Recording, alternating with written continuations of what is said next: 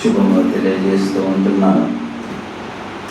ప్రత్యేకంగా మరి ఈ కూటాన్ని ఏర్పాటు చేసిన, బైబిల్ క్లాసెస్ని ఏర్పాటు చేసిన దేవయ్య గారికి కూడా ప్రత్యేకమైన వందనాలు చెల్లిస్తూ ఉంటున్నాను.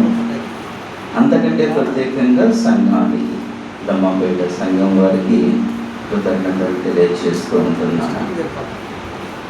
మరి ఈ సమయంలో మీతో వాక్యాన్ని పంచుకోవడానికి నాకు అవకాశం ఇచ్చిన దీనదయాళ్ గారికి ప్రత్యేకంగా కృతజ్ఞతలు, వందనాలు తెలియజేస్తూ ఉంటున్నాను. ఎందుకొరకంటే నేను మీతో ఏ వాక్యం పంచుకున్నా, నేను ఏమి చెప్పగలిగినా అవన్నీ అయ్యగారి నుంచి నేర్చుకొని ఈరోజు మీ ముందు నిలబడి చెప్పగలుగుతూ ఉన్నాను. కనుక నా ఈ సంతోషాన్ని బట్టి అయ్యగారికి ప్రత్యేకంగా వందనాలు చెల్లిస్తూ ఉంటున్నాను. ఈరోజు వరకు కూడా నేను ఎక్కడ వాక్యాన్ని అందించిన, కొన్నిసార్లు అనుకోకుండా మా ప్రాంతంలో నాకు పిలిచి సడన్గా వాక్యాన్ని అందించయ్యా అని అంటారు. నాకు రెఫరెన్స్ దొరికినప్పుడు వెంటనే ఫోన్ చేసి 2 నిమిషాల నుండి నాకు వచనాలు చెప్పు అంటారు. రెఫరెన్స్ అయ్యగారు టక చెప్పేస్తారు. నాకు ఈ వాక్యంగా రెఫరెన్స్ ఎక్కడ ఉంది, నాకు ఈ వాక్యంగా ఎక్కడ ఉంది చెప్పు అంటే 5 నిమిషాల్లో నా ప్రసంగం రెడీ అవుతుంది. ఇక నేను బోధించేస్తాను. గూగుల్లో వెతికినట్టు అన్నమాట. అట్లా అందుకని ప్రత్యేకంగా అయ్యగారికి మరి సభాముఖంగా వందనాలు చెల్లిస్తూ ఉంటున్నాను. సరే, మరి మన వాక్య భాగంలోకి వచ్చినట్టయితే ఈరోజు ఉదయ కాలంలో మరి మనము ధ్యానించిన అంశం అయితే ఏం ధ్యానించాం? ఇంకా ప్రేమించుట, ఇంకా సమాధానం. ఇప్పటి చివరికి వచ్చినాం. సమాధానము కలుగుగా ఆయనకి ఇష్టమైన వారికి. సరే, మరి ఆ సందర్భంలో తర్వాత నేను విడిచిపెట్టిన అంటే కొన్ని గ్యాప్స్ అన్ని అయ్యగారు మళ్ళీ చెబుతూ కవర్ చేస్తూ దాన్ని చక్కగా మీకు బోధించి ఉంటున్నాను. అయితే కొన్ని విషయాలు అప్పుడు మాట్లాడుతున్నప్పుడు నాకు కూడా కొన్ని మాటలు పెట్టాయి. సేవకుల గురించి మాట్లాడుతూ చాలా పద్ధతిగా, మర్యాదగా, మరి ఇక్కడ ఏమీ లేకపోతే సేవ చేస్తున్నారు అన్న నానుడి ఉంది. ఇంతకుముందు మీతో చెప్పాను అని అన్నాడు. మరి ఎప్పుడు చెప్పాడో నాకైతే తెలియదు. అయితే ఆ మాటను నేను అదే మాటను ఇంకో రకంగా నేర్చుకొని ఉన్నాను. ఒక స్త్రీ తన కుమారుడిని అయ్యగారి దగ్గరికి తీసుకొచ్చి, అయ్యా వీడు 10th క్లాస్ ఫెయిల్ అయిపోయాడు, ఏం చేయాలి వీడిని? ఎట్లనమ్మ? సరే ప్రార్థన పెడతాను, ప్రార్థన చేస్తాను. అయ్యగారు అనుకున్నారు, పాపం ఏదో ఫెయిల్ అయ్యాడు కదా, మానసికంగా కృంగిపోయి ఉన్నాడు, మరి ప్రార్థన కోరి ఆమె తీసుకొచ్చిందని ఆయన అనుకున్నాడు. తర్వాత ఆమె కంటిన్యూ చేస్తూ ఏమన్నది, వీడు పొలం పని చేయడానికి కూడా పనికిరాడయ్యా, అంటే గడెం కొట్టాలంటే కూడా వాడికి రాదు, పొలానికి కూడా పనికిరాడు.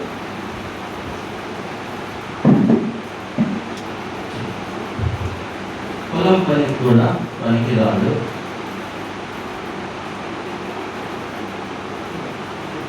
అయ్యో అలాగా అమ్మా, మరి ప్రార్థన చేద్దానండి. మరి ఆయనకు అర్థం కాలేదు. చివరికి ఆయన అడిగాడు, ఏం చేద్దామంటారంటే, అయ్యా అంటే ఇది డినామినేషన్ మధ్య నేను చెప్పాను మాట, అందుకే పాస్టర్ని పడానికి ప్రయోగిస్తున్నాను.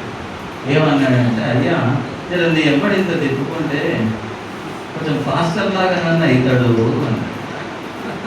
అంటే అక్కడ వ్యవసాయానికి పనికిరాడు, ఇటు చదువు చేసి ఉద్యోగానికి పనికిరాడు. ఆమెకి ఏమర్థమయ్యిందయ్యా అంటే మరి పాస్టర్ అవుతాడు అనేది ఆమెకు అర్థమైంది. అంటే ఆమె దృష్టిలో మరి పాస్టర్ అంటే ఏమనుకుంటుంది అంటే దేనికి పనికిరాని వాడా, అటు ఇటు కానివాడు, ఏం లేదు వాడిగా పాస్టర్ అవుతున్నాడు అని ఆ ఉద్దేశం. అంటే ఈ లోకంలో మరి చాలామంది మరి మన గురించి ఆ విధంగా అనుకుంటున్నారు. అది మనం గుర్తుంచుకోవాలి. అనుకోవడానికి వాళ్ళకు ఎవరు అవకాశం ఇచ్చారు? మనమే. ఆమెకు ఆ తలంపు ఎవరు కలుగజేశారు? మనమే కలుగజేస్తున్నాం.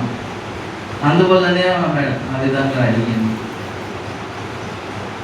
కనుక మనము వాక్యాన్ని సరిగా నేర్చుకోవాలి, నేర్చుకున్న వాక్యాన్ని సరిగా అనుసరించాలి.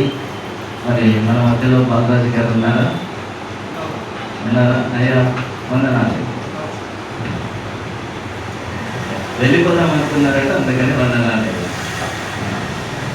నేను సువార్థికుల గురించి ఏమన్నా భక్తి గల పాపుల గురించి చెప్పాను. మీరు అన్నారు అక్కడ సువార్థికులు పదాన్ని చేర్చిండ్రు. అంటే నా ఉద్దేశం అంటే చిన్న చిన్న విషయాల్లో మనం తప్పిపోతూ ఉంటాం. మీరు కూడా తప్పిపోయి మళ్ళీ వచ్చేసారు. తప్పిపోకండి. నేను కూడా ఎన్నోసార్లు తప్పిపోతుంది, అట్లానే అనుకోకండి. కానీ మనల్ని మనం దిద్దుకుంటాం. ఎప్పుడన్నా మనల్ని మనం దిద్దుకుంటే బాగుంటుంది. సరే, మనం ఈ సమయంలో ఇవ్వబడ్డ ధ్యానించాల్సిన అంశం ఏంటంటే మత్తయి సువార్త 6వ అధ్యాయం 19 నుంచి 21వ వచనం వరకు చదువుకున్నాం. మత్తయి సువార్త 6వ అధ్యాయము. భూమి మీద కొరకు ధనమును కూర్చుకొనవద్దు, ఇక్కడ చిమ్మటయు తుప్పును తినివేయును, దొంగలు కన్నం వేసి దొంగిలించెదరు. పరలోకమందు మీ కొరకు ధనమును కూర్చుకుని అతి చిమ్మటయను తుప్పను దాన్ని తినివేయదు, దొంగలు కన్నం వేసి దొంగలేరు.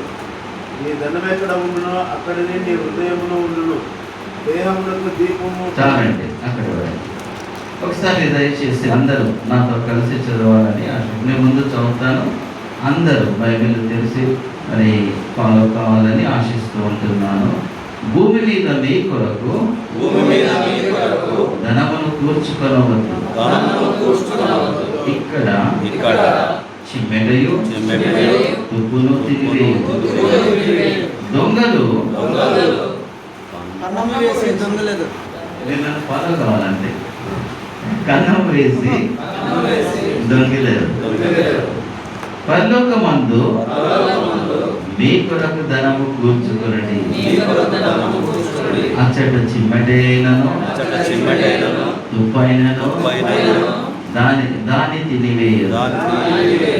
దొంగలు కన్నం వేసి దొంగిలరు. నీ ధనం ఎక్కడ ఉండునో అక్కడనే నీ హృదయం. కాబట్టి చదవబడ్డ వాక్యాన్ని 3 భాగాలుగా చేసి మనం ధ్యానిద్దాం. భూమి మీద మీ కొరకు ధనమును కూర్చుకొనవద్దు, ఇక్కడ చిమ్మెటయు తుప్పును తినివేయును, దొంగలు కన్నం వేసి దొంగిలరు అనే మాటను మనం మొట్టమొదటిగా ధ్యానిస్తాం.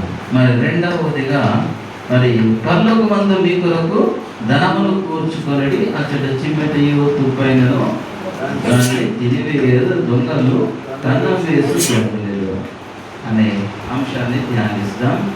మరి చివరిగా నీ ధనం ఎక్కడ ఉండునో అక్కడనే నీ హృదయం ఉండును. ఇది మన సేవకులకు చాలా అవసరమైన వచన భాగమై ఉంటుంది. ధనం ఎక్కడ ఉండును, మన హృదయం అక్కడ ఉండును. సరే, మరి ఈ లోకంలో మరి ఎంతో మంది సేవ చేస్తూనే ఉన్నారు.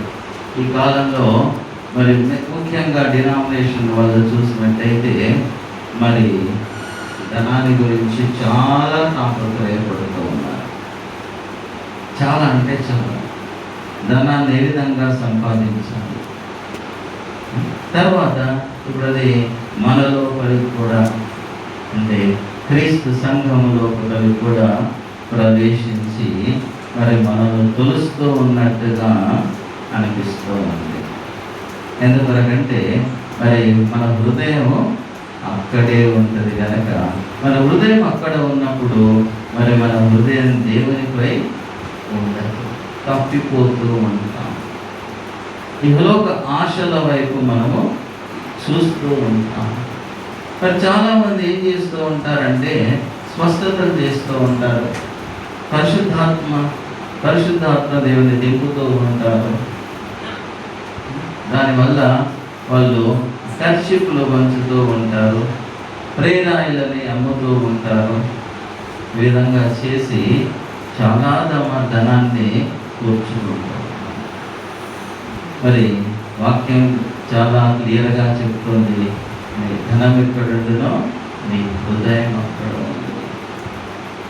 మనందరికీ తెలుసు మరి మన హృదయమే దేవుని ఆలయం. మరి ఆలయంలో మరి దేవుడు లేకపోతే మరి మన రక్షణ, మరి ఉదయకాలం నయ్యగా చెప్పినట్టుగా మన రక్షణను మనము పోగొట్టుకోండి. దాని విలువ లేదు మనకు, మరి విలువ ఇవ్వడం లేదు కనుక అది మనకు గొప్పగా కనిపించడం లేదు. విలువ ఇవ్వాలి, విలువ ఇవ్వాలి.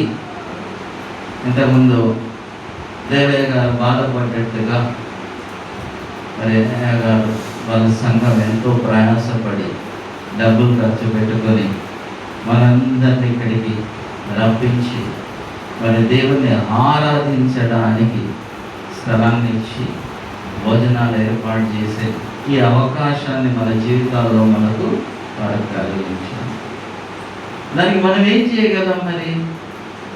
మనం ఏం చేయాల్సిన, మన నుంచి ఏం అడగడం లేదు.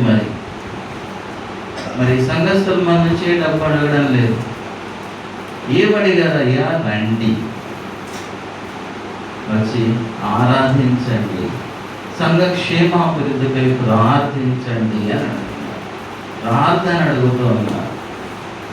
ఇంతకుముందు ఒక మాట కూడా ఉన్నారు, సువార్తికుల పాదంలో ఎంతో సుందరములైనవి అని వాక్యం తెలియజేస్తాం.